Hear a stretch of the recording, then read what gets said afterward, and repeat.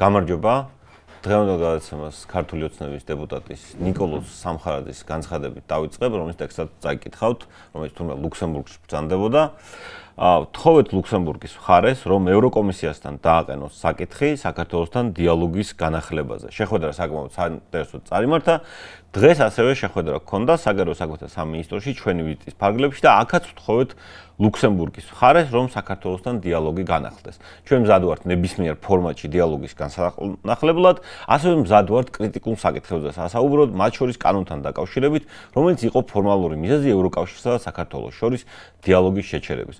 გულისხმობ გამჭვირვალობის კანონს. ლუქსემბურგის მხარე საკმაოდ კონსტრუქციულად მოეკიდა ჩვენს პოზიციას და იმედი გვაქვს, რომ როდესაც იქნება წევრ ქვეყნებს შორის შეხვედრები, მხარს დაუჭერს საქართველოსთან დიალოგის განცხადებას. რა მაინტერესებს იცით მამულიშვილნო? დავმარცხდით Deep State-თან, აღარ უნდა Deep State-ს ჩვენი კაცების გათხოვება, თუ რა ხდება, რატომ ითხოვს ბატონი სამხარაძე ლუქსემბურგის მეშვეობით რაღაც დიალოგის აღდგენას. ან რო გავიხსენოთ ახლანდელი განცხადებები ბატონი შალვა პაპუაშვილის მარწყვზე სუვერენიტეტი არ იცვლებაო, ბატონი გურამ მაჭარაშვილი რამდენი ხანია ქადაგებსო არიქა კაცებს გვათხოვებენ და სულხან-საბა ამის გამო არ ჩასულა ევროპაშიო და რა ხდება? ეხლა ძლივს მოპოვებული სუვერენიტეტი გავცვალეთ ფოჩიან კამფეტებში, მარწყვებში და ასე შემდეგ, ძლივს თავი დაგვანებეს, გავხდით სუვერენულები Deep State-ისა და ევროპისა და ევროკავშირისაგან და აი ლუქსემბურგში რომ გავარდით, რატომ გავარდით ბატონებო? ან აღარაა ლუქსემბურგის საგარეო საქმეთა მინისტრი იმნაირი TV-იმედზე რომ მიუძღვნეს დიდი სიუჟეტი. და კიდევ რა გამჭვირვალობის კანონთან დაკავშირებით დიალოგი? რა არის ცუდი გამჭვირვალობაში? გავიხსენებ ყველაზე ცნობილ ფრაზას ქართული ოცნების პროპაგანდისტების, როდესაც ეს კანონი გახქონდათ.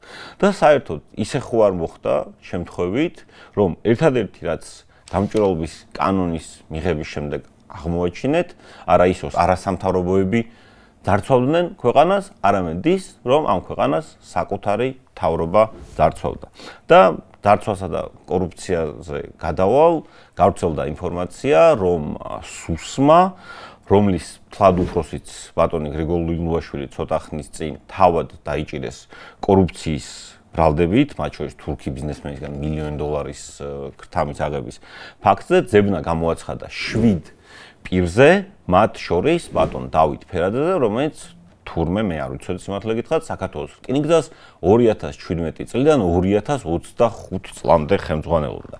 საქართველოს რკინიგზაში მოსვლამდე კი ბატონი დავითი, ისევე როგორც ძალიან ბევრი ბატონი ირაკლი ღარიბაშვილი თუ გრიგოლ ლილუაშვილი მუშაობდა ბატონ ბიძინა ივანიშვილთან, კერძოდ თანაინვესტირების ფონდში და იყო მტკვარი ჰესის დირექტორი. 8 წლის განმავლობაში ამ ადამიანს დაახლოებით ხელფასის სახით 1,200,000 ექნება დაახლოებით აღებული და სამწუხაროდ ის არ არის არანაირად გამონაკლისი იმ გრძელ სიაში კორუფციისთვის დაჭერილი ქართული ოცნების მოხელე ჩინოვნიკებისა, რომლებიც ამ ბოლო პერიოდში გავრცელდა. თუმცა წლების განმავლობაში ამაზე ჟურნალისტები ღიად საუბრობდნენ. მინდა მაყურებელს უბრალოდ შევახსენო ბოლო დროს კორუფციისთვის დაჭერილი ქართული ოცნების ყოფილი მაღალჩინოსნები. ირაკლი ღარიბაშვილი, ორგზის ყოფილი პრემიერ-მინისტრი, შინაგან საქმეთა მინისტრი, თავდაცვის მინისტრი, გრიგოლ ლილუაშვილი, უსაფრთხოების ყოფილი უფროსი, რომელიც ისე მაგრად იდგა ქვეყნის სუვერენიტეტის და უსაფრთხოების სადარაჯოზე, რომ გზად თურქი ბიზნესმენის ჩაღატაი ულკერისაგან $1,000,000 მიიღო და ალბათ ვერ შენიშნა. ჯუანშად ბურჭულაძე, თავდაცვის ყოფილი მინისტრი, რომელიც 3 წლის განმავლობაში ამაგრებდა ქვეყნის თავდაცვის და საკუთარ გადახდის უნარიანობას. ილია ღუდუშაური, რომელიც იყო ჯანდაცვის მინისტრის მოადგილე და დაიჭირეს სასწრაფოების, მანქანების მილიონებიან ტენდერზე და მისი ძმა ვლადიმერ ღუდუშაური თავდაცვის სამინისტროს შესყიდვების დეპარტამენტის ყოფილი უფროსი. ამათგან ილია ღუდუშაური 500,000 გირაოთი გამოუშვეს, ბატონი ვლადიმერი კი 10,000 ლარის გირაოთი. ცნობისთვის საქართველოში ბევრ რეგიონს დღემდე არ ჰყავს რეანიმობილი და ამ ხრივ საკმაოდ გვიჭერს. ასევე დააკავეს და ასევე 9,500,000 გირაოთი გამოუშვეს რეგიონული განვითარებისა და ინფრასტრუქტურის მინისტრის ყოფილი მოადგილე კობა გაბუნია, რომელიც მანამდე ბატონ გრიგოლ ლილუაშვილთან ერთად ასევე იცავდა საქართველოს უსაფრთხოებასა და სუვერენიტეტს. ანუ სუსში მუშაობდა. ასევე კორუფციისთვის დააკავეს გრიგოლ ლილუაშვილის ყოფილი მოადგილე ლევან ახობაძეც. 1.5 მილიონიანი გირაო, აქაც გველის ალბათ. ეს მხოლოდ ბობოლა ჩინოვნიკები, დანარჩენი წვრილფეხობაზე არ დავწვრილმანდები, მაგრამ დიდი ეჭვი მაქვს, რომ ალბათ $900 რო აიღო რომელიღაც თვითმმართველობის ორგანოში ჩინოვნიკმა, იმაზე გადაწყდება ალბათ ჯოხი, როგორც ტრადიციად იქცა ხოლმე საქართველოში. უბრალოდ ვიკითხავ, სად არიან ამ ყოველფრის ფონზე ბატონები ირაკლი ქარსელაძე და ბატონი ზურაბ აზარაშვილი, ყოფილი რეგიონული და ჯანდაცვის მინისტრები. კითხვა მაქვს, რომ მათ უკან ჩალიჩობდნენ მოადგილეები და ამ სპედაკ ხალხს უმალავდნენ.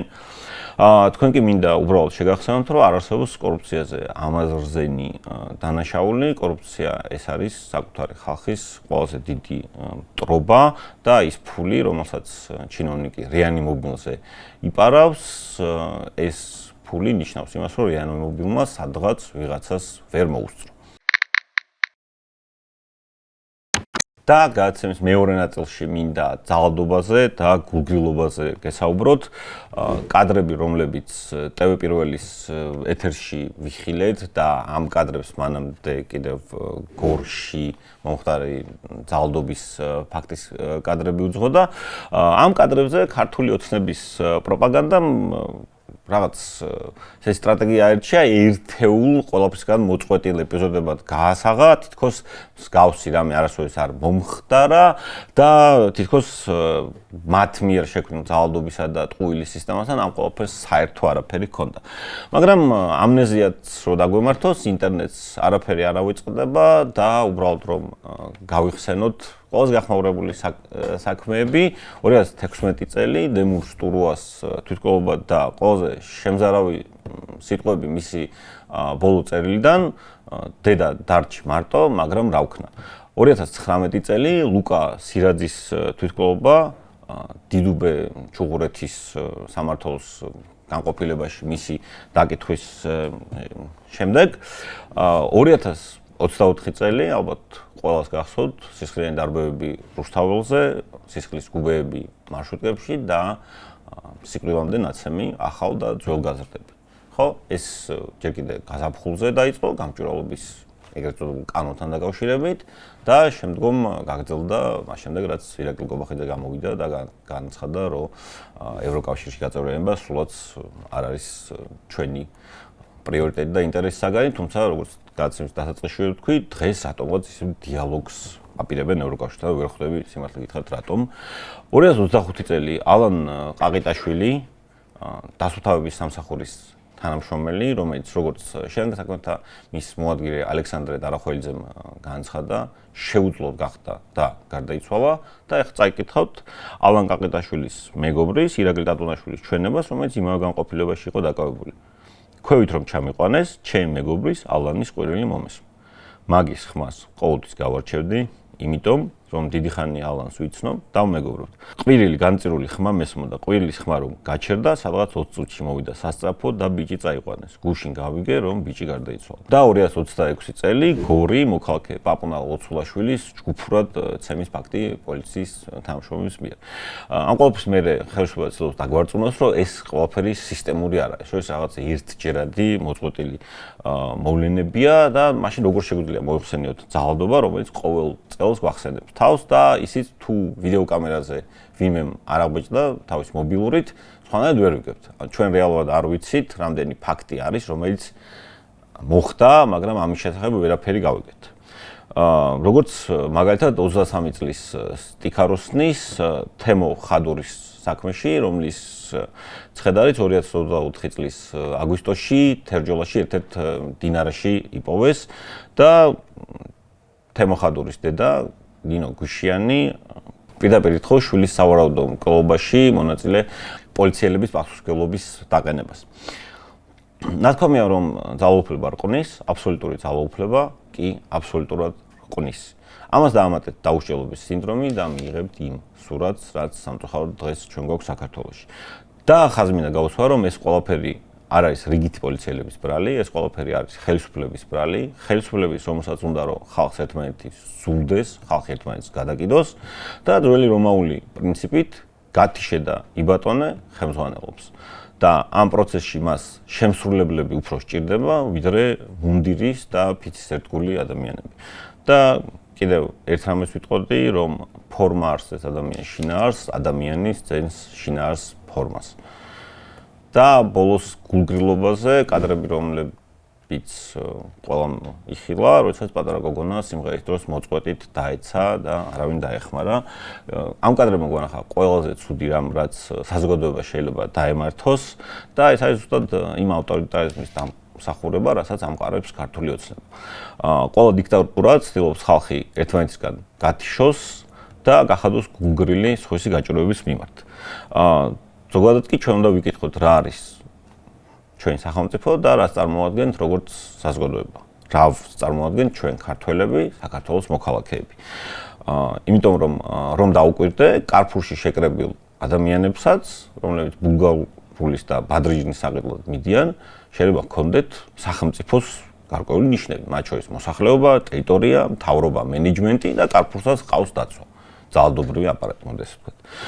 და ის რითიც განსხვავებით მოქალაქეები არის ერთმანეთის მიმართ თანაგრძნობა და თანადგომა. ის შეგრძნება, რომ ჩვენ ერთნი ვართ და თუ სხვისი ჭირი ღობის ჭხირია, ასე წარმატებული სახელმწიფოს შენება არ გამოვა. ალბათ უმეტესობას ერთხელ მაინც გსმენიათ გერმანელი პასტორის მარტინ ნიმიოლერის პოემიდან ხმა არ მომიღია ნაწყვეტი.